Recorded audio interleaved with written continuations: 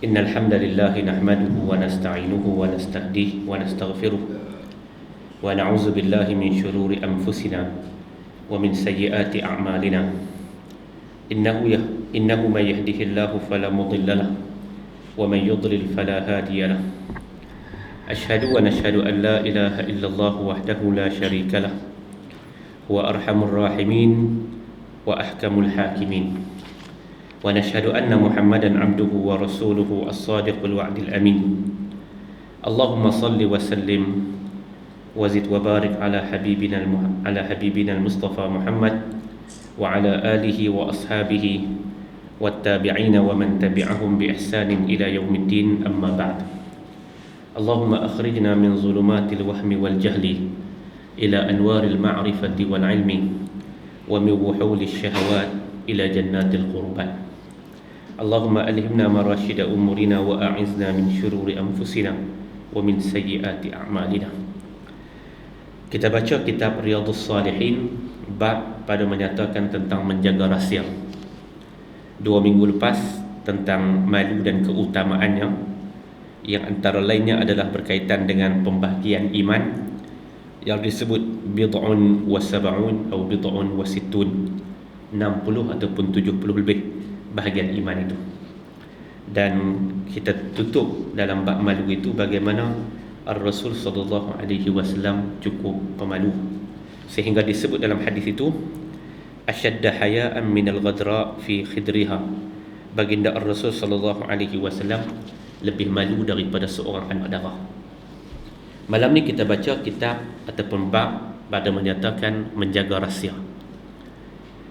Mula daripada ayat. Sebagaimana biasa, Al-Imam Nawawi dia akan memulakan bab dengan menyebut ayat suci Al-Quranul Karim, ayat 17 surah Al-Isra, ayat ke-34 surah Al-Isra. A'udzubillahi minasyaitanir rajim. Wa aufu bil ahdi innal ahda kana mas'ula. Tepatilah janji itu, kerana sesungguhnya janji itu akan ditanya di hadapan Allah Subhanahu wa taala. Mas'ula maksudnya akan dipertanggungjawabkan di hadapan Allah Subhanahu wa taala. Okey. Kita masuk hadis. Hadis yang pertama dalam bab ini. Bab ni tak banyak hadis. Bab ni hanya ada 4 hadis. Semuanya dalam bentuk model-model perlakuan menyimpan rahsia. Hadis yang pertama, an Abi Sa'id al-Khudri radhiyallahu anhu qala Rasulullah sallallahu alaihi wasallam inna min asyarrin nasi 'inda Allahi manzilatan yaumal qiyamati ar-rajulu yufdi ila al-mar'ati wa tufdi ilaihi summa yanshuru sirraha, rawahu Muslim.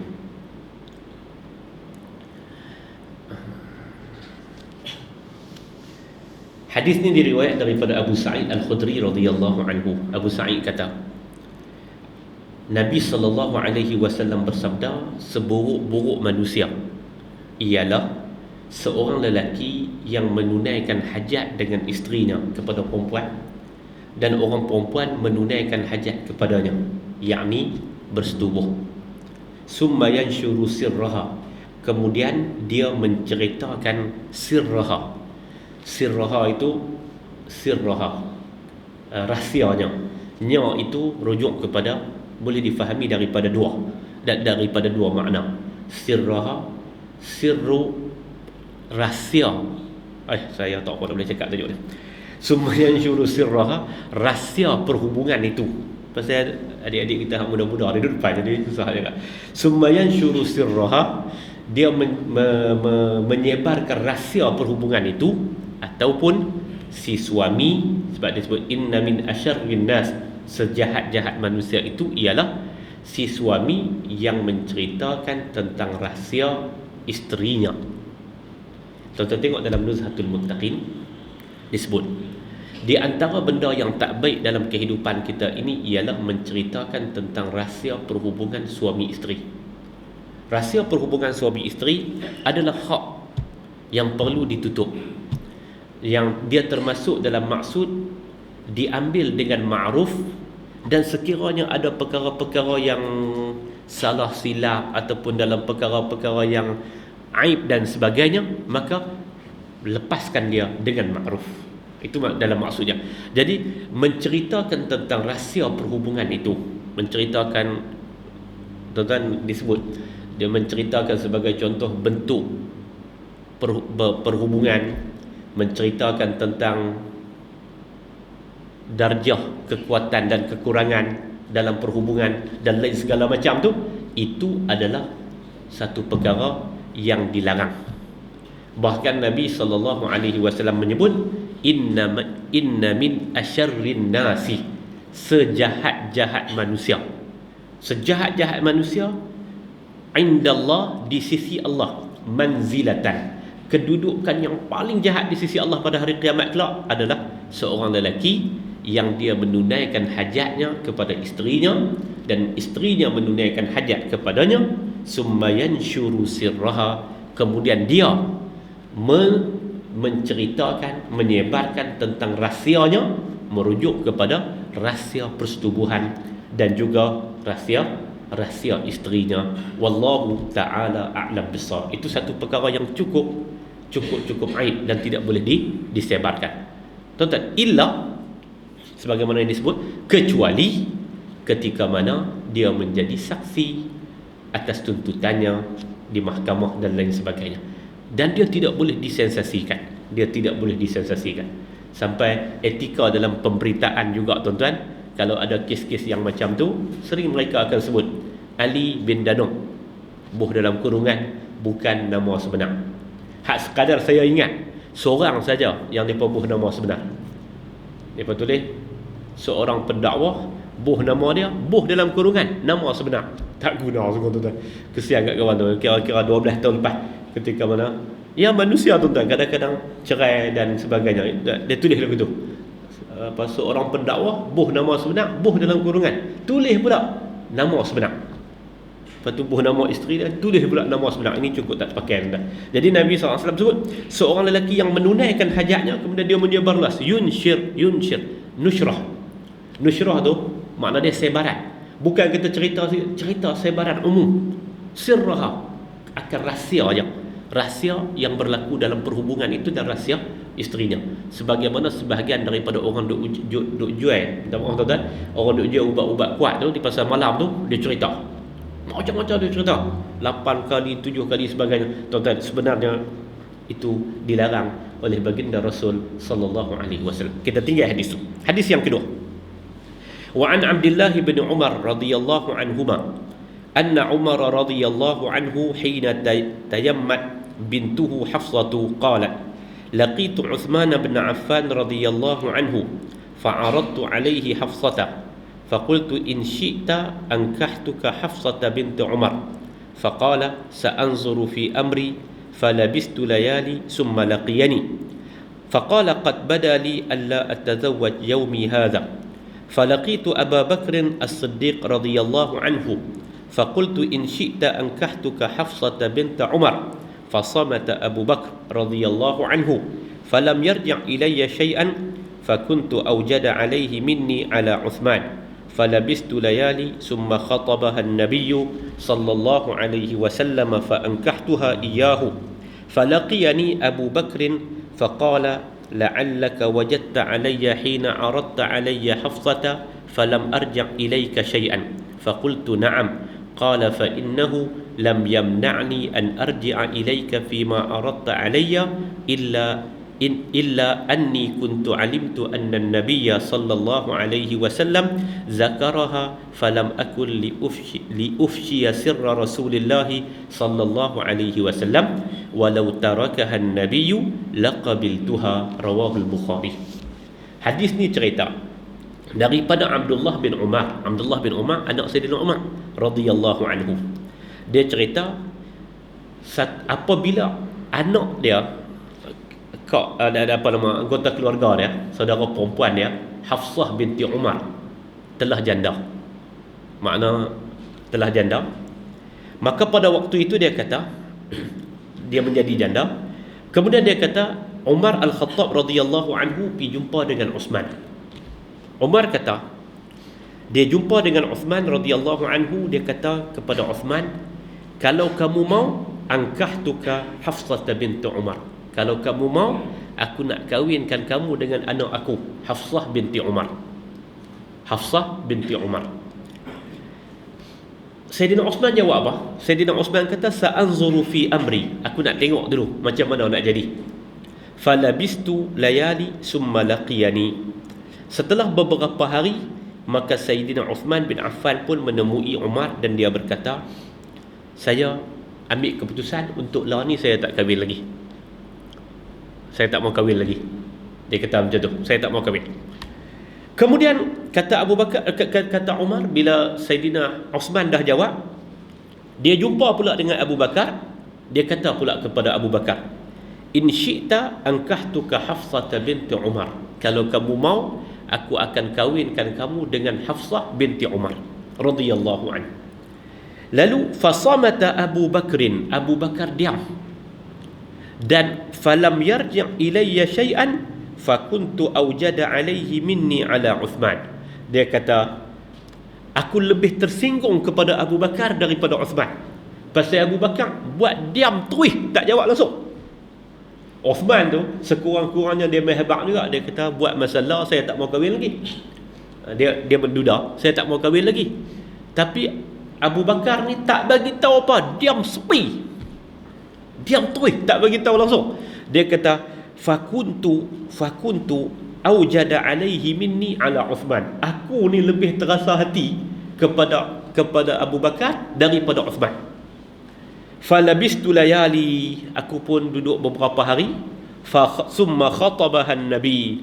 Tiba-tiba Nabi SAW hantar rombongan untuk khitbah. Ejaan dia sama, huruf dia kha, ta, ba, ta marbutah. Dia panggil khitbah. Satu lagi kha, ta, ba, ta marbutah, dia panggil khutbah. Bahasa Arab ni taghayyar apabila berubahnya barih, taghayyar al-harakat, bila berubahnya barih maka berubahlah makna. Khutbah pidato, hak ceramah tu orang panggil khutbah. Orang Melayu dia kata baca khutbah. Sebenarnya fa khataba, Nabi SAW berkhutbah. Saya satu ketika mereka panggil, mereka telefon pihak berkuasa agama. Kesalahannya dituduh membaca khutbah tanpa tauliah. Mereka kata ni orang gaduh ni apa semua ni pasal hantar baca khutbah tanpa tauliah. Saya kata, saya seumur hidup saya tak pernah baca khutbah. Betul ke? Betul. Ni mereka kata di sebuah masjid dalam kota Star, mereka kata hantar baca khutbah. Tak pernah. Betul tak? Betul. Wallahi ana tak pernah baca khutbah. Dia pun letak 3-4 hari, lepas tu dia hantar gambar dia. Kata ni gambar hantar duduk atas mimbar. Betul. 2 hari lepas hantar kata tak pernah baca khutbah. Ana kata ana tak pernah baca khutbah. Ana berkhutbah pernah. Kau baca khutbah tak pernah. Allah, dia kata faham-fahamlah bahasa Melayu. Jadi bahasa Melayu ni khutbah kena baca. Khutbah kena baca. Sebab tu orang pelik. Dan ni tuan-tuan cuba tengok dalam YouTube. Khutbah tanpa teks. Tu nampak macam pelik kan? Padahal hak tu yang sepatutnya. Hak sepatutnya khutbah ni dia tak boleh selaras. Dia tak boleh selaras tu. Sama yang khutbah hak di Kuala Lumpur dengan hak di Perlis tu. Orang Perlis masa JE tu, orang Perlis tak ada isu pun tentang JE. Nyamuk Jepun tu. Nyamuk Jepun kan? Baca tu dalam Felda Cuping. Puak Cuping kata lah, nyamuk pun ada bangsa Jepun apa banyak, lepa pun nak heran. Jadi khutbah ni dia kena berkhutbah kan? Tentu saya nak sebut. Jadi khutbah ni pidato. Tentu baca dalam hadis Nabi berkhutbah Arafah, Nabi berkhutbah di Yaum Tarwiyah. Khutbah tu maksud dia pidato. Contoh lagi tuan-tuan baca dalam hadis Hudzaifah bin Yaman, Nabi berkhutbah panjang. Bila orang baca, ambil perkataan tu saja, orang kata, Nabi SAW khutbah apa ni panjang sangat. Daripada lepas sembahyang subuh, dia berkhutbah sampai dekat-dekat dengan waktu zuhur. Lepas tu lepas zuhur sambung pula sampai dekat-dekat dengan asar. Lepas asar sambung pula sampai dekat maghrib. Yang Hudzaifah bin Yaman kata apa? Wazaraqat minnal uyun, wazaraqat minhal uyun. Bila para sahabat dengar ni, menyebabkan mata mereka ni berkaca, menangis, dan hati mereka itu goncang dengar khutbah daripada Nabi. Khutbah tu maksud apa? Makna dia adalah pidato Nabi kita Muhammad sallallahu alaihi wasallam. Itu khutbah. Satu lagi dia panggil khitbah. Kha ta ba ta marbutah. Hejah sama ya. Khitbah maksud dia meminang. Maksud dia meminang. Khitbah. Khitbah tu adalah peminangan. Dia kata majlis khitbah, majlis pertunangan. Itu dia sebut. Jadi tuan-tuan, dia kata summa khatabahan nabiyyu. Summa khatabahan nabi. Lepas beberapa hari, tiba-tiba Nabi sendiri masuk untuk berkhitbah, yakni masuk untuk meminang Sayyidatina Hafsah binti Umar. Fa ankahtuha iyyahu. Saya pun, kata Umar, kawinkan Sayyidat Hafsah dengan baginda Ar-Rasul sallallahu alaihi wasallam. Falaqiyani Abu Bakrin. Lepas tu baru Abu Bakar mai jumpa. Abu Bakar kata apa? La'allaka wajadta alayya hina aradta alayya Hafsata falam arji' ilayka syai'an. Aku dapat rasa kamu tentu perasa hati, kecil hati dengan aku apabila kamu mai tawar untuk aku kahwin dengan Hafsah. Aku tak jawab. Falam arji', aku tak jawab balik apa yang kamu tawarkan kepada aku. Faqultu na'am. Umar kata, betul aku kecil hati. Fa innahu, lalu Abu Bakar kata, fa innahu lam yamna'ni an arji'a ilaika fima aradta alayya. Perkara yang menghalang aku untuk jawab balik apa yang kamu tawarkan kepada aku untuk kahwin dengan Hafsah ni adalah kerana inni kuntu alimtu, kerana aku dah tahu anna Nabiyya sallallahu alaihi wasallam zakaraha. Nabi telah menyebut, kata Nabi nak pi meminang Hafsah binti Umar. Falam akun li ufshiya sirra Rasulillah. Tapi aku tak mau langsung menyebarkan rahsia Nabi kita Muhammad sallallahu alaihi wasallam. Walau tarakahan Nabi laqabiltuha. Kata Abu Bakar, kalau Nabi tak jadi, saya jadi. Kata Abu Bakar kat Umar, kalau Nabi tak jadi, saya pun jadi. Tapi pasal apa saya tak beritahu apa kepada kamu? Kerana saya dah dengar dah. Dah dengar dah daripada Nabi akan masuk meminang Hafsah binti Umar. Tuan-tuan, ada 3 pengajaran daripada hadis ni.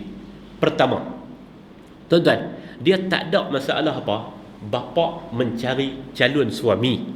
Tak ada masalah apa calon suami. Sama ada anak itu anak dara ataupun anak itu anak yang janda. Janda dengan bujang ni saya pun tak apa nak tahu. Dia punya beza dia pun tahu. Saya tak tahu. Saya tahu seorang ya. Dia tu daripada dulu sampai lah bujang. Walaupun anak 5 dah. Nama dia Bujang bin Ulis. Itu yang saya tahu. Lepas kata ada macam beza pula antara janda dengan bujang. Yang pentingnya tuan-tuan, sama ada dia pernah berkahwin, kematian suami, ataupun dia itu diceraikan, maka tuan-tuan, dia bapa ni dia boleh untuk pismawa anak dia kepada siapa-siapa.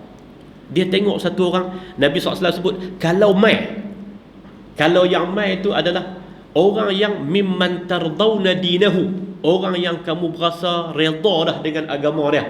Kamu tengok agama dia, zahir dia, masalah zahir. Tuan-tuan, kita jangan duk ambil tugas Tuhan. Jangan duk ambil tugas Tuhan. Kerja Allah ni jangan kita duk ambil. Orang pergi duk nilai ikhlas, tak ikhlas dan sebagainya. Ikhlas tak ikhlas ni bukan kerja kita. Hak tu antara dia dengan Allah Subhanahu wa taala.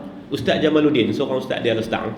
Dia kalau dia nak kutip derma, dia kutip derma. Dia kata ikhlas banyak ni ya, 100 ya ikhlas. Dia kata duit aku nak, ikhlas hang kira dengan Tuhan. Kerja ikhlas ni kerja Allah Subhanahu wa taala. Dia kata hak kami ni, kami nak buat madrasah ni, kami nak duit mai, ikhlas hang kira dengan Tuhan. Kerja ikhlas ni nak tengok keadaan macam mana. Hak kita duk sebut dah sebelum ni tuan-tuan, cerita tentang Usamah bin Zaid tu, itu adalah urusan Allah Subhanahu wa taala. Kita tak perlu untuk bedah orang. Tapi Nabi kata, kalau satu orang tu datang mimman tardawna dinakum, kamu dah redha dengan agama dia, nampak kata dia ni elok, comel, apa dari segi fizikalnya okey, dari segi akhlaknya okey, dari segi okey, Nabi kata terimalah dia sebagai menantu kamu kepada orang yang ada anak perempuan. Memang tak ada masalah apa untuk pergi cari calon suami kepada anak, sebagaimana yang dilakukan oleh Umar. Dan tuan-tuan tengok dalam riwayat yang lain, sahabat yang lain pun juga menawar anak-anak dara mereka kepada orang-orang yang baik. Dia tengok baik, Dia dia tanya, tak mau ke, pas mau lebih kurang lagu tu tuan-tuan. Saya ada anak perempuan 4 orang. Lagi 6 tahun dah, kalau nak tawar pun kalau dia tak beraya gitu tuan. Hadirin mukminin yang saya hormati sekalian. Okey. Itu satu yang kita boleh dapat daripada hadis ni. Yang kedua tuan-tuan, yang kita boleh dapat daripada hadis ni, yang paling utamanya dan dia menjadi syahid dalam bab ni, ialah tentang larangan daripada menyebarkan rahsia. Nabi SAW bagi tahu kat Abu Bakar. Abu Bakar tahu ni di antara dia dengan Nabi. Nabi tak bagi tahu secara umum. Maka dia pun tak cerita kat siapa-siapa. Dia jaga betul. Dia kata, falam akun li ufshiya sirra Rasulillah sallallahu alaihi wasallam. Saya langsung tak mau menyebarkan rahsia baginda Rasul sallallahu alaihi wasallam. Langsung saya tidak akan menyebar rahsia itu. Ketiga dalam hadis ni, dia duduk dalam susunan yang kedua, tapi kita letak yang ketiga dari segi faedah yang kita nak ambil ataupun pengajaran yang kita nak ambil daripada hadis ni. Tuan-tuan, rasa atas hubungan ni benda biasa tuan-tuan. Benda fitri. Kita kadang-kadang kita ada perasaan marah dan sebagainya, terasa hati dengan orang dan lain sebagainya. Lalu caranya bagaimana? Itu yang ditunjuk oleh Abu Bakar ni Siddiq. Aku simpan Sa'ad. Bila dah terjelas apa yang berlaku, dia pergi jumpa dengan Umar. Dia beritahu ke Umar. Dia kata, mungkin kamu rasa hati dengan saya. Umar pun beritahu, memang aku rasa sungguh, tapi aku dapat menantu yang lebih baik. Memang aku rasa sungguh. Abu Bakar kata, baru Abu Bakar jawab yang ketiga ni. Dia kata, kerana aku tahu rahsia Nabi SAW. Nabi sendiri nak pergi minang Sayyidatina Hafsah binti Umar. Hafsah kahwin dengan baginda Ar-Rasul SAW. Aisyah, anak kepada Abu Bakar, juga kahwin dengan baginda Rasul SAW. Sehingga dalam keempat khulafa Ar-Rashidin itu semua ada hubungan. Sama ada hubungan bisan ataupun hubungan itu adalah hubungan menantu. 2 menantu dan 2 tok bisan. Sayyidina Abu Bakar ini Siddiq itu bisan, Umar bin Al-Khattab itu bisan, Uthman bin Affan itu menantu, dan Ali bin Abi Talib itu menantu. Saya tak pernah tengok lagi gambar Sayyidina Ali. Tak pernah tengok lagi gambar Uthman, Abu Bakar, Ali itu dia tunjuk juga. Kawan-kawan Syiah kita nak buat gambar apa lepas kata Sayyidina Ali. Petang tadi tuan-tuan dia teluk kumbang, nampak gambar 4 sekali. Tuan-tuan nak tahu tak mana? Tuan-tuan tanya saya rumah tak mana. Saya pun terlupa nak ambil gambar tu. Dia ambil gambar tak mana tu, hak wali songo sepasal 9 orang wali songo tu. Lepas tu dia letak pula gambar 4 orang. Saya tengok gambar siapa ni? Tengok dia tulis Sayyidina Abu Bakar, Sayyidina Uthman, Sayyidina Ali, Sayyidina Umar bin Al-Khattab radhiyallahu anhu. Ada gambar tu. Dia ambil tang mana? Wallahu ta'ala a'lam bis-shawab. Itu pengajaran yang kita boleh ambil daripada hadis ni. Yang paling penting tentang sir. Benda-benda rahsia ni jangan diceritakan. Yang ketiga, hadis yang ketiga juga cerita tentang benda-benda rahsia ni. Benda-benda rahsia yang Nabi bagi tahu kepada orang-orang yang tertentu. Mari kita tengok hadis yang ketiga. Ni di antara 2 orang perempuan yang paling dikasihi oleh Nabi sallallahu alaihi wasallam. Wa an Aisyah radhiyallahu anha qalat, kunna azwajan Nabi sallallahu alaihi wasallam indahu fa aqbalat Fatimah radhiyallahu anha tamshi ma tukhti'u mishyatuha min mishyati Rasulillah sallallahu alaihi wasallam syai'an. Falamma ra'aha rahhaba biha wa qala marhaban bibnati ثم أجلسها عن يمينه أو عن شماله ثم سرها فبكت بكاء شديدا فلما رأى جزعها سارها الثانية فضحكت فقلت لها قصك رسول الله صلى الله عليه وسلم من بين نسائه بالسرار ثم أنت تبكين فلما قام رسول الله سألتها ما قال لك رسول الله صلى الله عليه وسلم قالت ما كنت لأفشي على رسول الله صلى الله عليه وسلم سره فلما توفي رسول الله صلى الله عليه وسلم قلت عزمت عليك بمالي عليك من الحق لما حدثتني ما قال لك رسول الله صلى الله عليه وسلم.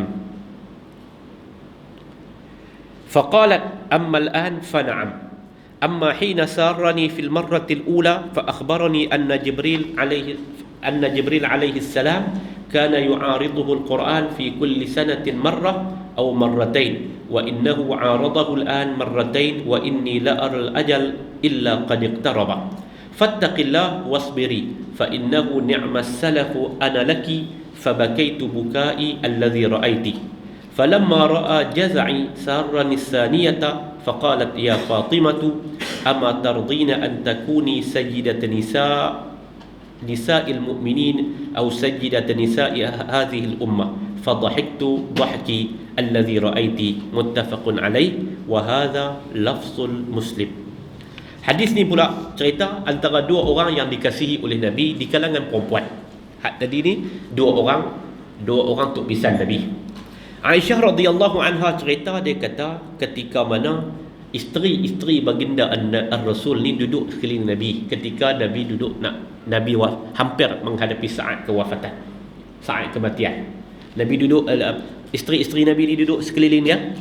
Fa aqbalat Fatimatu, tiba-tiba depa nampak Fatimah mai.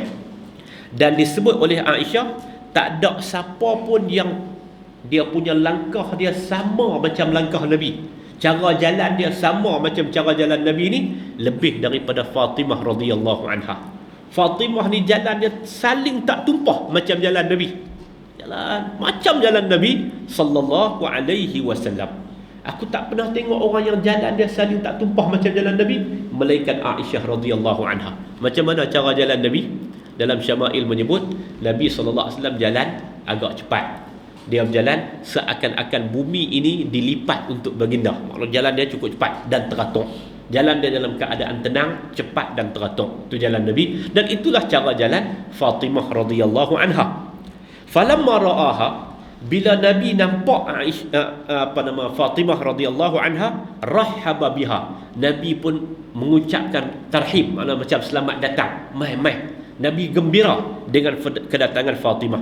Wa qala, Nabi bersabda, marhaban, selamat datang anakku. Kemudian dia panggil Fatimah untuk duduk di sebelah kanannya atau di sebelah kirinya. Maknanya Aisyah tak apa nak pasti belah kanan ataupun belah kiri, tapi duduk yang paling hampir dengan Nabi sallallahu alaihi wasallam. Kemudian summa sarraha fabakat bukaan syadida.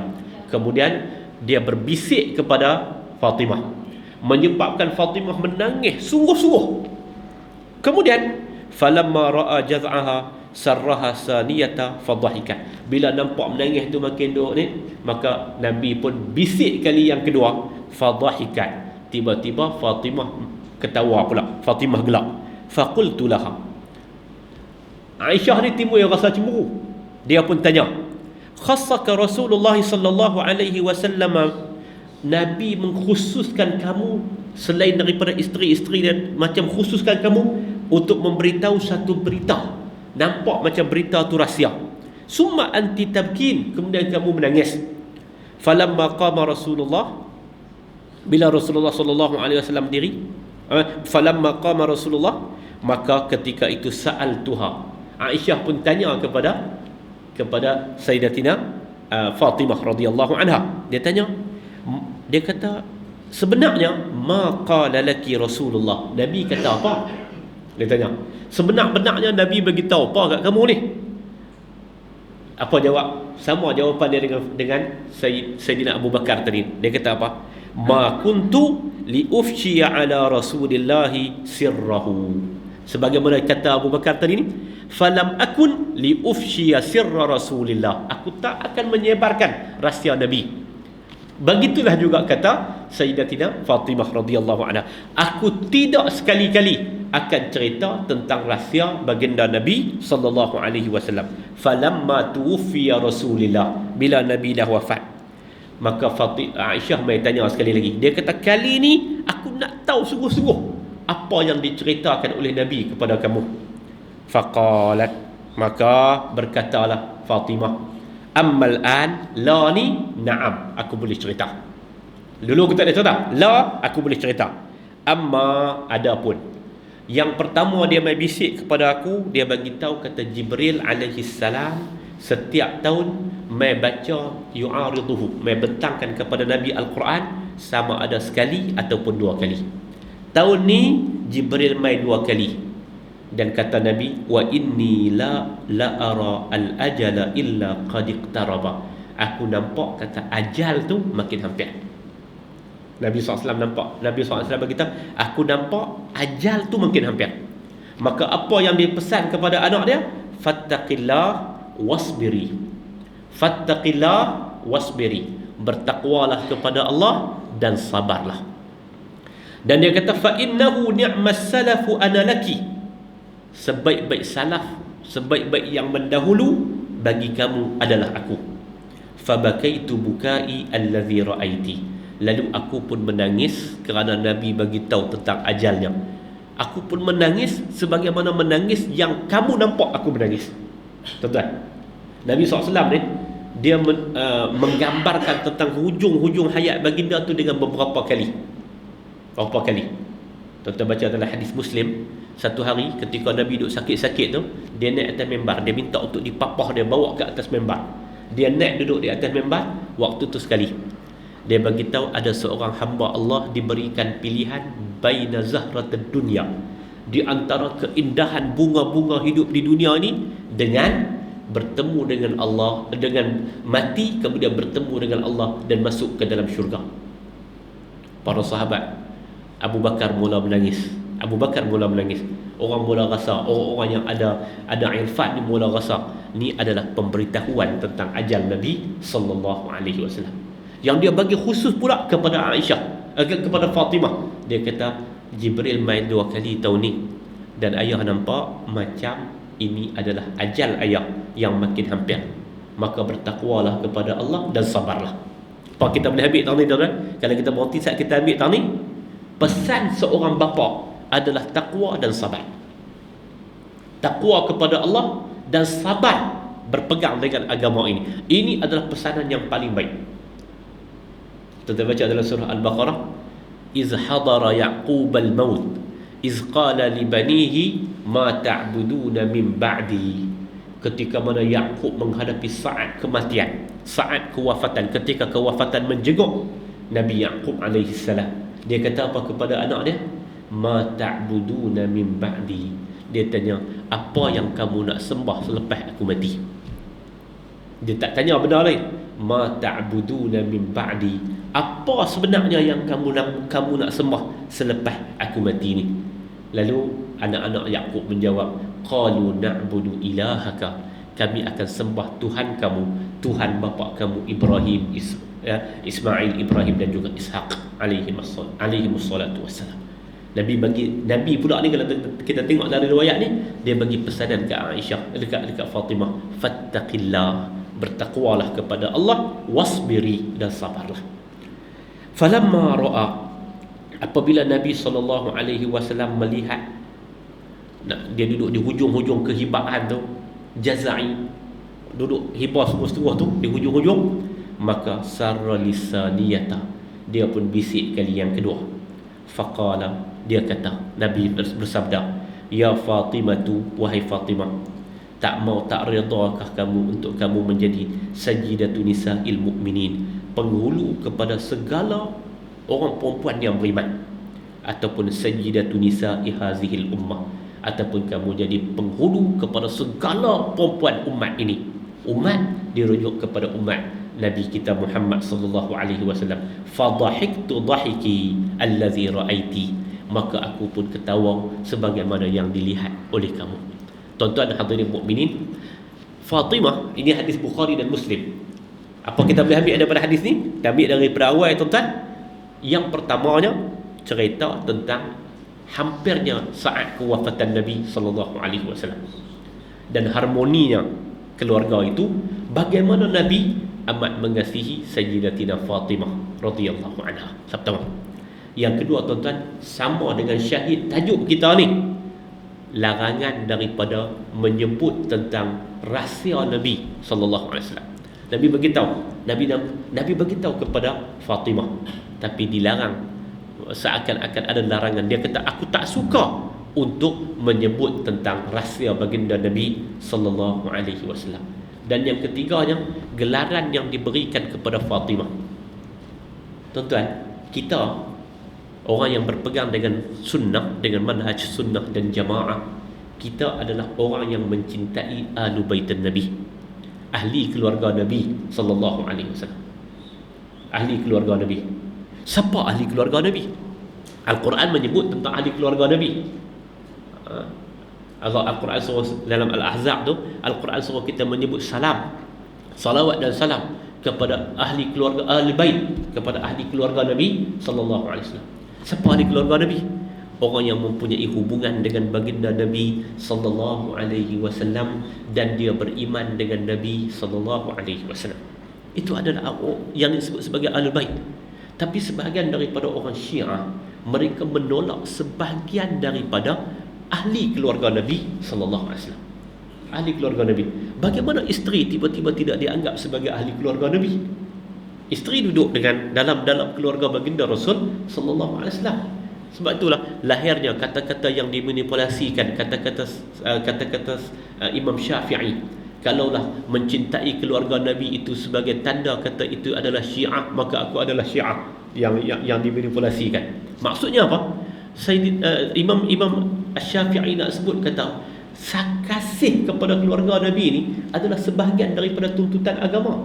Kita disuruh untuk kasih kepada keluarga Nabi, kasih kepada keluarga Nabi kita Muhammad sallallahu alaihi wasallam.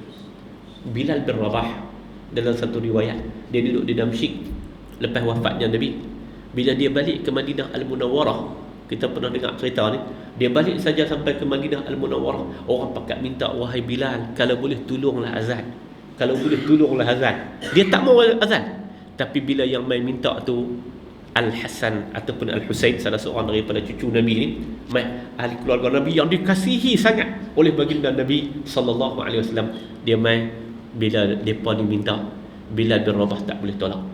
Kerana lihubbi, kerana kasihnya aku kepada datuk kamu. Bilal bin Rabah pun azan. Azan Bilal bin Rabah tu yang kita duk baca, azan Bilal bin Rabah tu menyebabkan Madinah hari itu macam terhenti sementara. Hai, adakah Nabi sallallahu alaihi wasallam hidup? Adakah Nabi sallallahu alaihi wasallam hidup? Dia pekat kerana dengar suara daripada seorang Bilal bin Rabah radhiyallahu anhu. Kalau tuan-tuan cari, saya pernah tulis satu artikel pendek dalam FB ya. Kita zaman lalu dah FB ya. Dalam FB saya tulis satu artikel pendek tentang Bilal. Saya pergi Mekah, pergi Madinah tahun lepas. Mekah Madinah tahun lepas. Satu waktu subuh tu, saya tengok satu orang pendoa yang cukup tegar. Dia betul-betul ketika mana azan dilaungkan dari dalam masjid Madinah tu, dia menikmati azan tu. Saya tengok dia menikmati.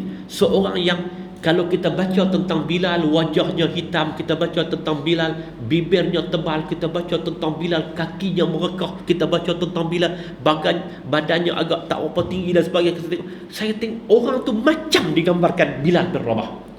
Ketika azan di Masjid Madinah itu sedang berlaung, dia merasai, dia menikmati azan tu. Dia menikmati azan tu. Yang saya buat dalam artikel tu, saya tulis di hujung, apakah ini adalah keturunan kepada Bilal bin Rabah radhiyallahu anhu, orang-orang kulit hitam. Bilal bin Rabah, bila dia azan, Madinah macam terhenti. Semua pakat, baginda Ar-Rasul hidup semula kan? Puan saya apa? Kenapa Bilal sanggup buat? Lihubbihi li ahli bait, kerana kasih dia kepada ahlul bait. Kita disuruh untuk bersalawat, Allahumma salli ala Muhammad wa ala ali Muhammad. Ya Allah, sampaikanlah salawat ini kepada Muhammad dan kepada keluarga Muhammad. Kita disuruh macam tu. Lalu kita mengasihi keluarga Nabi kita Muhammad sallallahu alaihi wasallam. Kita ada di antara dua golongan ghulu, tuan-tuan.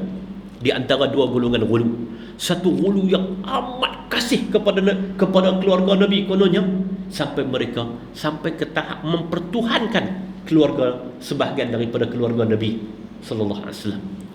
Satu lagi yang tasahul dalam bab hubungan mahabbah dengan keluarga Nabi, sampai tak ada langsung perasaan mahabbah kepada ahlu baitin Nabi sallallahu alaihi wasallam.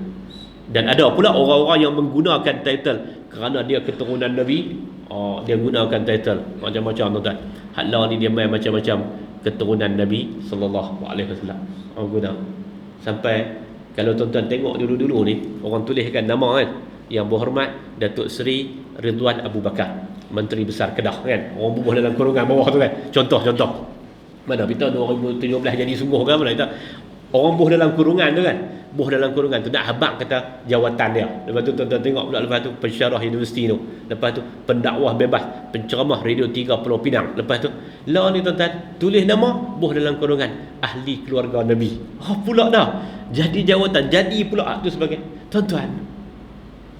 Kita kata kita tak nafikan ahli keluarga Nabi itu mempunyai kedudukan, tapi mempergunakan itu dengan mewujudkan perkara-perkara yang tidak diajar oleh nenda mereka, baginda Ar-Rasul sallallahu alaihi wasallam. Itu bukan daripada cara untuk kita mentakrim, memuliakan mereka. Fatimah radhiyallahu anha disebut oleh Nabi dalam ini sebagaimana yang dia sebut kepada Aisyah radhiyallahu anha. Dia kata, kamu tak redha lagi ke? Kamu ni jadi sayyidati nisa'il mu'minin. Kamu menjadi penghulu kepada segala perempuan yang beriman. Jadi tuan-tuan, itu yang ketiga daripada hadis yang ketiga. Hadis yang keempat. Wa an Thabit an Anas radhiyallahu anhu qala Ata Aliya Rasulullah sallallahu alaihi wasallam Ata alayya Rasulullah sallallahu alaihi wasallam wa ana al'abu ma'al ghilman fasallama alaina faba'asani fi hajatin fa'abta'tu ala ummi falamma ji'tu qalat ma habasaka qultu ba'asani Rasulullah sallallahu alaihi wasallam li hajatin faqalat ma hajatuhu qultu innaha sirrun qala la tukhbiranna bi sirri Rasulillah sallallahu alaihi wasallam ahadan qala Anas wallahi law haddathtu bihi ahadan la haddathtuka bihi ya Thabit rawahu Muslim. Ini pun cerita jaga rahsia Nabi. Siapa hadis ni? Daripada Thabit, daripada Anas radhiyallahu anhu. Anas bin Malik ni adalah pembantu Nabi. Dia kata, satu hari Nabi mai kat saya, sedangkan saya duduk tengah bermain dengan anak-anak. Lalu Nabi bagikan salam. Nabi sampaikan salam kepada saya, Nabi ucapkan salam kepada saya. Lalu Nabi suruh saya pergi menunaikan, buat satu hajat Nabi, buat satu urusan Nabi sallallahu alaihi wasallam. Menyebabkan abta'tu ala ummi, menyebabkan aku lambat balik ke rumah mak aku. Falamma ji'tu, bila aku sampai ke rumah mak aku tanya, ma habasaka, apa yang menahan kamu daripada balik awal ni? Dia kata, qultu, aku menjawab, ba'asani Rasulullah sallallahu alaihi wasallam. Ba'asani Rasulullah sallallahu alaihi wasallam. Nabi sallallahu alaihi wasallam mengutuskan aku untuk menguruskan satu hajat Nabi sallallahu alaihi wasallam. Lalu mak dia tanya kepada dia. Dia tanya, ma hajatuhu, apa hajat Nabi? Maka jawab Anas bin Malik, innaha sirrun, sesungguhnya dia adalah rahsia. Lalu mak dia ajak. Dia kata, la tukhbiranna bi sirri Rasulillah sallallahu alaihi wasallam ahadan. Jangan kamu duk cerita kat siapa pun tentang rahsia baginda Nabi sallallahu alaihi wasallam. Anas kata, demi Allah, kalau aku ceritakan hajat Nabi ataupun rahsia Nabi kepada seseorang, nescaya antara orang yang aku nak cerita itu kamu, wahai Thabit. Tapi aku tak akan cerita. Anas bin Malik cerita. Tadi mula-mula Abu Bakar cerita. Abu Bakar lepas dah rahsia tu tak jadi rahsia, baru Abu Bakar cerita. Kemudian Fatimah lepas matinya Nabi sallallahu alaihi wasallam, wafatnya Nabi sallallahu alaihi wasallam, baru dia cerita. Lepas tu dah tak jadi rahsia. Dan yang ketiga yang kita tengok, Anas bin Malik, satu hajat Nabi yang wallahu ta'ala alam besar ataupun tidak, tapi pengajaran yang kita paling boleh ambil di sini adalah apa yang dikatakan oleh baginda Ar-Rasul sallallahu alaihi wasallam. Apa yang dikatakan oleh Anas bin Malik, dia kata, demi Allah, sekali-kali aku tak mau cerita kat siapa pun tentang apa yang dinamakan rahsia baginda Nabi sallallahu alaihi wasallam. Jadi ini hadis-hadis yang berkaitan dengan jaga rahsia.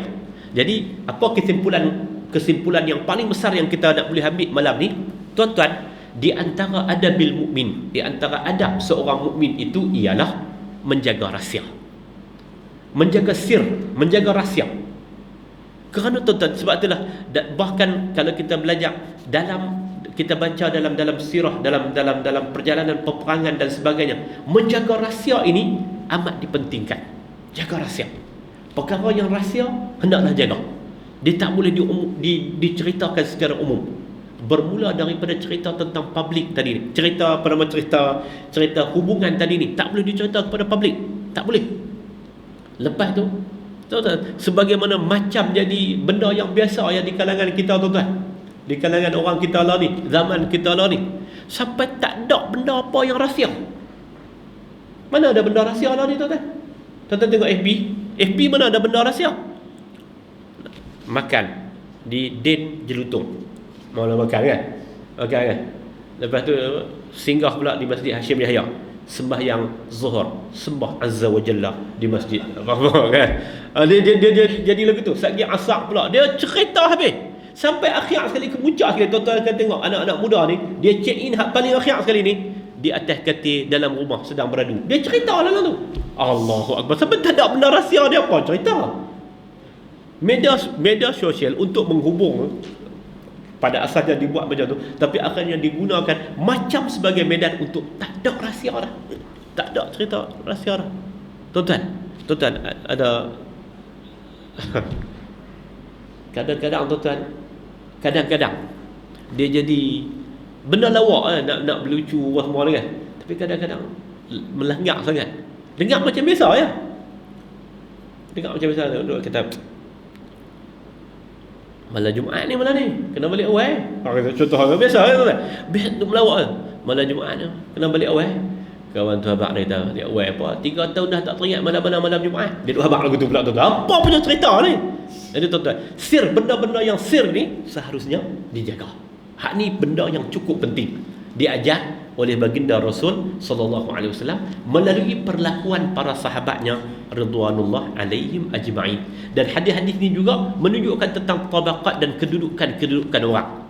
Kedudukan orang. Hadis-hadis yang kita tunjuk tentang kedudukan Fatimah, tunjuk tentang kedudukan Aisyah radhiyallahu anha, tunjuk tentang azwajun Nabi dan isteri-isteri baginda Ar-Rasul, tunjuk tentang kedudukan Abu Bakar, Umar dan Uthman, tunjuk semua kedudukan ini menunjuk tentang tabaqat kedudukan manusia itu. Anzilun nas manazilahum, duduklah, letaklah manusia itu mengikut kedudukannya. Tuan-tuan hadirin mukminin yang saya hormati sekalian, ayat 32 surah Fatir. Nak keluar sikit daripada hak kita duk bincang, saya nak keluar kepada ayat 32 surah Fatir. Kalau tuan-tuan balik lagi, tuan-tuan baca surah Fatir ayat 32. Dalam ayat 32 surah Fatir, Allah Ta'ala bagi tahu orang beriman ni, kita semua ni bahagi kepada 3 golongan. Fatir 32. Allah Ta'ala sebut, summa awrathnal kitaba alladhina astafaina min ibadina faminhum zalimun li nafsihi wa minhum muqtasid wa minhum sabiqun bil khairat. Tuan-tuan balik lagi tengok surah Fatir. Dalam surah Fatir ayat 32 ni ada 3 pengajaran penting. Saya nak ambil ni ya. Pembahagian manusia. Allah Ta'ala sebut apa? Di kalangan hamba-hamba kami ni ada golongan yang pertama dia panggil zalimul li nafsih, menzalimi dirinya sendiri. Yang kedua dia panggil apa? Wa minhum muqtasid, di kalangan mereka itu ada yang pertengahan. Yang ketiga, wa minhum sabiqum bil khairat, di kalangan mereka itu ada yang bersegera melakukan kebaikan dengan izin Allah, biiznillah, dengan izin Allah. 3 golongan. Abu Sa'id Al-Khudri radhiyallahu anhu, dia meriwayatkan, dia kata aku dengar Nabi sallallahu alaihi wasallam bersabda. Nabi kata kulluhum bimanzilatin wahidatin wa kulluhum fil jannah. Semua ni, 3 jenis ni, yang zalimul li nafsi, yang muqtasid, yang sabiqun bil khairat. Zalimul li nafsi, menzalimi dirinya sendiri. Muqtasid, yang pertengahan. wa minhum sabiqun bil khairat, yang bersegera melakukan kebaikan. Ketiga-tiga ni bimanzilatin wahidatin, mereka duduk dalam kedudukan yang satu. Wa kulluhum fil jannah, semua mereka masuk syurga.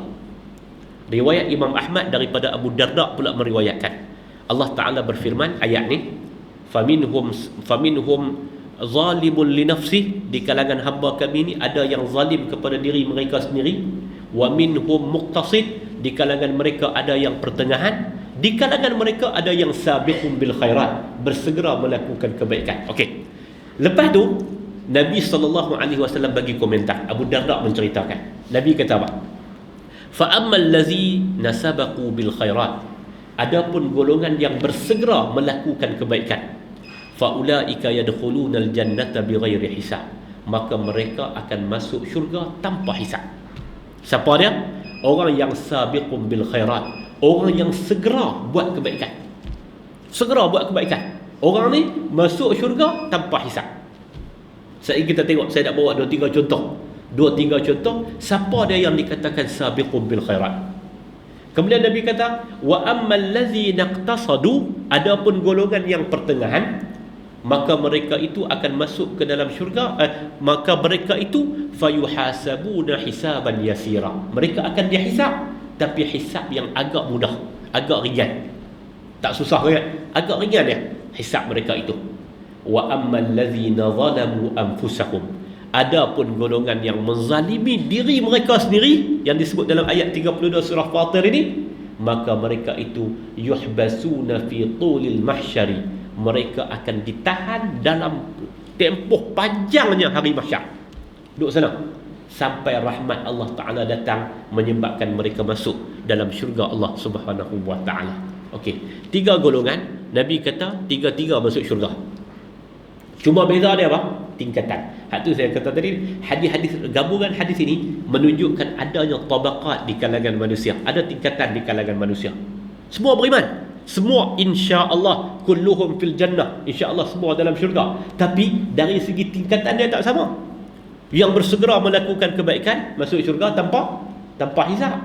Hak pertengahan ni masuk syurga dengan hisab yang agak ringan. Hak zalim dengan dirinya sendiri, yuhbasuna fi tulil mahsyari, akan tahan lama, akan ditahan lama di mahsyar. Tuan-tuan jangan duk kata, tak apalah, janji masuk syurga, duk lama di mahsyar pun tak apa. Jangan duk buat cakap lagu tu. Jangan. Tuan-tuan, dia duduk di mahsyar tu sebahagian daripada iqab dah. Duduk dalam keadaan tak tentu kalau duduk. Itu pun satu seksaan dah sebenarnya, tuan-tuan. Jadi tuan-tuan dan puan-puan sekalian, apa makna zalim dengan diri dia sendiri dan sebagainya? Para ulama kita bawa mai beberapa contoh. Yang pertama ya tuan-tuan, dari segi ilmu. Itu disebut oleh Sahal bin Abdullah. Dia sebut dari segi ilmu. Dari segi ilmu ni tuan-tuan, orang yang zalimun li nafsi, dia tak mau belajar. Dia tak erti apa, dia tak mau belajar. Lalu dia menzalimi diri dia sendiri. Pasal apa dikatakan dia menzalimi diri dia sendiri? Pasal dia tak tahu. Orang yang tak tahu akan diazab, dan dia tak berusaha untuk tahu, akan diiqab dengan duduk lama, kerana dia adalah orang yang menzalimi diri dia sendiri sampai tak tahu apa. Itu satu. Orang yang muqtasid, orang yang pertengahan dalam bab ilmu ni, dia cuba nak belajar. Dia belajar juga. Adapun orang yang sabiqun bil khairat, orang yang bersegera melakukan kebaikan ni, dia belajar, dia tahu, dia beramal, dia sebarkan. Sebar tu orang panggil apa? Sebar tu orang panggil dakwah. Dakwah ni tuan-tuan bukan kerja. Dakwah ni bukan kerja, bukan kerjaya. Saya tuan-tuan dah 6 tahun dah anak masuk sekolah. Ni nak masuk sekolah menengah pula ni. Bila sampai borang ya, tak tahu nak tulis kerja apa. Takkan nak tulis malam cakap siang lena, takkan nak tulis lagu tu tuan-tuan.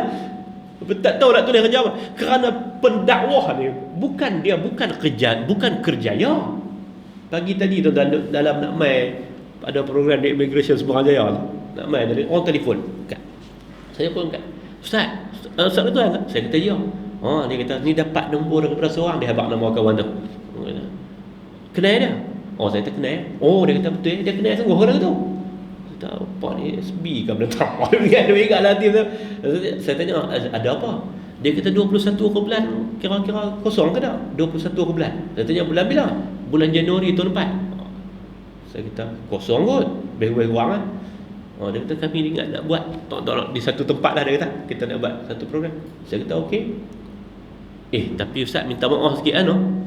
Saya tanya minta maaf apa? Dia kata kos dia berapa? Saya kata sewa kemah apa semua. Mana saya tahu, saya kata. Dia kata tak, kos sampul berapa? Saya kata itu bukan kerja saya kata bukan kerja. Dia telefon pula lepas tu. Dia kata 1,500 cukup ke dong? Aku suka tuan.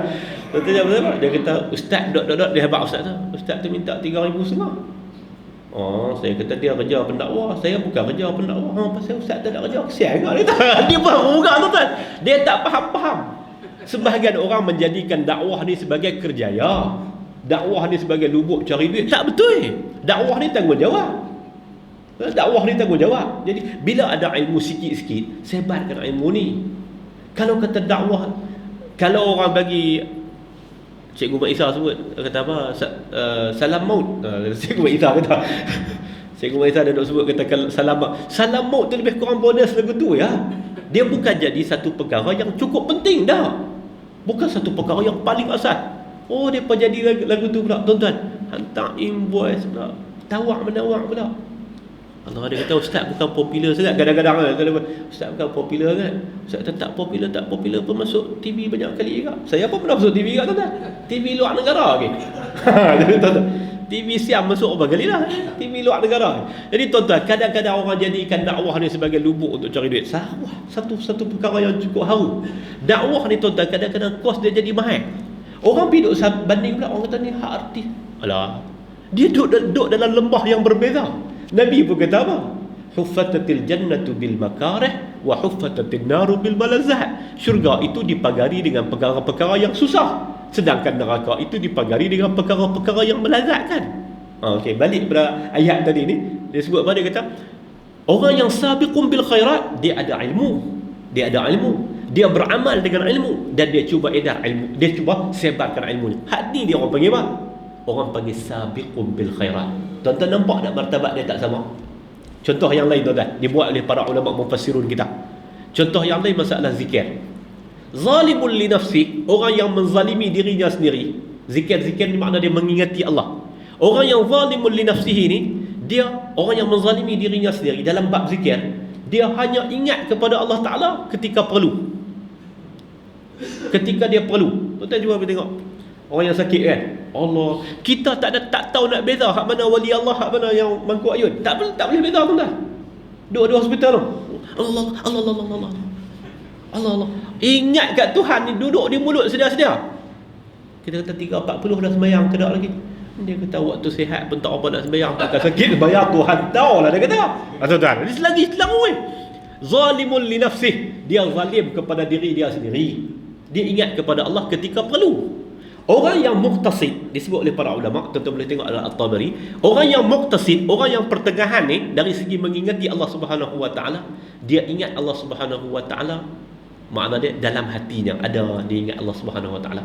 Adapun golongan yang sabiqun bil khairat, bersegera melakukan kebaikan, itulah yang disebut oleh Allah allazina yazkuruna Allah qiyaman, mengingati Allah ketika berdiri, wa qu'udan, ketika duduk, wa ala junubihim, ketika mana dia berbaring, wa yatafakkaruna fi khalqis samawati wal ard. Ini adalah orang yang sabiqun bil khairat. Dari segi apa tuan-tuan? Sabiqun bil khairat dari segi zikir kepada Allah Subhanahu wa taala.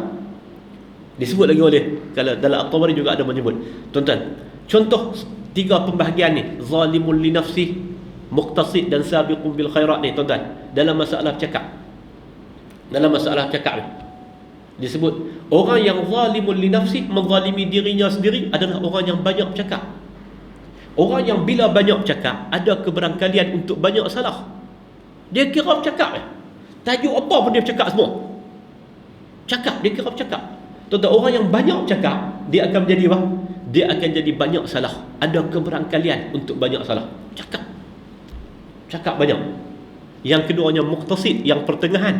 Dia nampak cakap sikit tapi bekerja, beramal lebih banyak. Yang ketiga sabiqun bil khairat. Hak ni yang paling baik. yang berlumba untuk melakukan kebaikan itu, iaitu disebut oleh dalam At-Tabari, dia kata orang yang dia bercakap ketika perlu, dia bekerja ketika perlu. Nabi pernah cakap panjang, tapi Nabi cakap panjang tu benda-benda yang bermanfaat. Hak kita sebut tadi ni hadis Nabi tu, khutbah Nabi tu panjang, tapi apa yang dia sebut tu adalah perkara-perkara yang bermanfaat. Perkara-perkara yang bermanfaat. Dalam At-Tabari lagi disebut, dia kata masalah tiga pembahagian di kalangan manusia ni, ada yang zalimun li nafsi, ada yang muqtasid, ada yang sabiqun bil khairat ni, dari segi apa? Dari segi depa beramal kerana apa? Orang yang zalimun li nafsi, dia beramal kerana apa? Dia beramal kerana takut neraka. Orang yang muqtasid, orang yang pertengahan, dia beramal kerana nak syurga.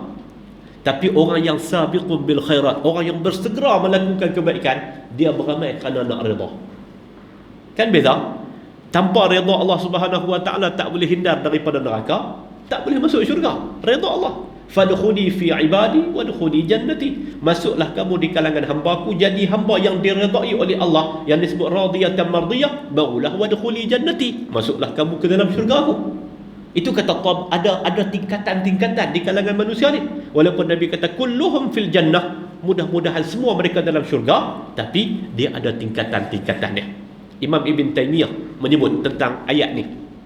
Imam Ibn Taymiyah menyebut zalimun li nafsi, orang yang menzalimi diri dia ni, dia buat perkara yang disuruh, sekali-sekala dia pergi buat juga perkara yang dilarang.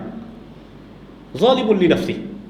Muqtasid, dia buat perkara yang dia disuruh dan dia tinggal perkara yang dilarang. Itu golongan muqtasid, golongan pertengahan. Tapi siapa sabiqun bil khairat, kata Imam Ibn Taymiyah, dia buat perkara yang disuruh, yang wajib ataupun yang sunat, dia buat semua. Dia tinggal perkara yang dilarang, sama ada yang haram ataupun yang makruh, dan dia berhati-hati dalam perkara yang harus. Itulah golongan sabiqun bil khairat, golongan yang bersegera untuk melakukan kebaikan. Jadi tuan-tuan hadirin mukminin, dalam hadis yang kita baca tadi ni, saya nak kaitkan dengan benda ni, bahawa di kalangan manusia itu ada tingkatan-tingkatannya, hatta di kalangan orang-orang yang beriman. Allah Ta'ala sebut dalam surah Fatir ayat 32. Balik sekali baca surah Fatir ayat 32. Sebelum tu Allah Ta'ala cerita tentang perwarisan Al-Quranul Karim. Lepas tu Allah Ta'ala beritahu di kalangan hamba ni terbahagi kepada tiga: zalimul li nafsi, muqtasid, sabiqun bil khairat. Orang yang segera melakukan kebaikan. Jadi mudah-mudahan ada manfaatnya daripada apa yang kita baca pada malam ini, dan mudah-mudahan Allah Ta'ala mengampunkan kita bersama. Tuan-tuan, sebelum khatam ni, sebelum tutup ni, saya nak teruskan hak komentar hak tadi sikit tuan-tuan. Tuan-tuan, dakwah bukan satu kerja yang komersial. Kita nak ajak kepada kawan-kawan para pendakwah kita semua, para pendakwah yang menamakan diri mereka sebagai pendakwah, ajaklah kepada agama ini dalam keadaan satu, ajakkan itu yang murni, dan yang keduanya bahawa ini bukan cari untung akhirat sendirian berhad. Tak. Ini adalah lapangan untuk berjuang. Dia bukan kerjaya, dia bukan profession, dia bukan macam lawyer. Tak. Ini adalah tugas yang Nabi SAW janjikan apa? Li ayyahdiyallahu bika rajulan wahidan khairul laka min humurin ni'am. Kalau hampa bagi hidayah kepada seorang, kalau kamu boleh menyebabkan diberikan hidayah kepada seorang, maka kamu dapat lebih baik daripada unta merah. Itu yang diajar oleh baginda Nabi SAW. Hari ini budaya komersialkan dakwah ini cukup bahaya tuan-tuan. Cukup bahaya. Bila komersial dakwah ni, kita terpaksa ikut kehendak pelanggan. Bila mad'u ni dianggap sebagai orang-orang mad'u ni dianggap sebagai pelanggan, jadi kena ikut kehendak pelanggan. Ikut kehendak pelanggan. Pelanggan kata okey dah kah? Ni cerita berlaku sungguh-sungguh tuan-tuan. Seorang sahabat pendakwah, dia cuba nak masuk dalam bidang hak komersial ni. Dia kata dia pergi mengajak rumah Tok Datin Bahma tu. Datin pok tu pakai. Dia kata, "Ustaz, terang ni okey dah Ustaz tu?" Dia kata, "Nak kata tak okey, tiket kapal terbang aku pun depa bagi. Aku pun boleh naik business class ni, kes depa bagi ya." Lepas tu tak ada main ceramah lagi, cek boleh perbubuh duit boleh perbubuh dalam bank indah dan bank apa semua ni. Nak kata tak okey. Okey bila lepas tu istighfar kat Tuhan. Pendakwah jadi macam tu. Kacau tu kan. Sebab komersial dalam dakwah. Komersial dalam dakwah. Saya pun takut, saya pernah pergi ceramah tu kan. Pergi ceramah, ada satu orang panggil. Panggil pergi Kuala Lumpur. Saya turun-turun tu pakai kasut selipar, kasut Jepun macam saya lah, jalan cerai-cerai. Dia kata, ustaz, lepas tak bagi tahu lah. Saya tahu, bagi tahu apa? Ni majlis Maulid Rasul ni. Saya kata betul, lepas bagi tahu. Saya pun baca apa semua sikit lah nak ceramah ni. Dia kata, dok ni lepas tak bagi tahu kan, kena pakai songkok hitam sampin bawah ni. Saya kata kacau dah. Saya kata mana nak ada. Dia kata jom kita pergi jalan Tengku Abdul Rahman dulu. Pergi beli sampin bawah. Beli sampin. Masuk Maulid Rasul, tajuk ceramah tu adalah Rasul adalah contoh tauladan terbaik. Bagus kan? 200 orang semua pakai ketat semua. Tengok iblis ke jin ke apa guna ceramah ni. Kemudian tuan-tuan nak kata letak apa? Nak kata letak apa? Assalamualaikum, nak teringat lagi sampul mai salam maut tah 3000 bah. Jadi tuan-tuan macam-macam punya fikir. Bahaya. Kita tak boleh menganggap kata dai mad'u itu adalah sebagai pelanggan. Tak apalah, ubah sikit-sikit. Memang ubah sikit-sikit beransur-ansur. Tapi hak beransur-ansur tu ustaz tu, bukan benda mad'u. Bukan ustaz tu kan. Tengok-tengok makin bini dia pun tinggal sekat. Jadi hadirin mukminin yang saya hormati, bahayanya komersial dalam dakwah ini. Jadi mari sama-sama kita balik, kita sama-sama pakat-pakat berusaha untuk letakkan dakwah ini di atas manhaj yang sebenar. Tak kira lagi hak isi dakwah tu. Hak isi dakwah tu hak duk main merapu, duk main tambah anak tu satu pasal. Kemudian komersial dakwah ini juga satu perkara yang cukup bahaya. Mudah-mudahan Allah Ta'ala ampun kita, Allah Ta'ala bawa semua kita ke arah jalan yang benar, insya-Allah. Sampai bertemu lagi tahun depan, insya-Allah tuan-tuan. Kita cuti lama sikit, setahun, insya-Allah. Sampai kita jumpa tahun depan 2015, insya-Allah. 2015, 2001 tahun 2015, lebih kurang 2 minggu daripada sekarang, insya-Allah. Sallallahu ala nabiyyina Muhammad wa ala alihi wa sahbihi wa baraka wa sallam. Walhamdulillahirabbil alamin. Subhanakallahumma wa bihamdika asyhadu an la ilaha illa anta astaghfiruka wa atubu ilaik. Wassalamu alaikum warahmatullahi wabarakatuh.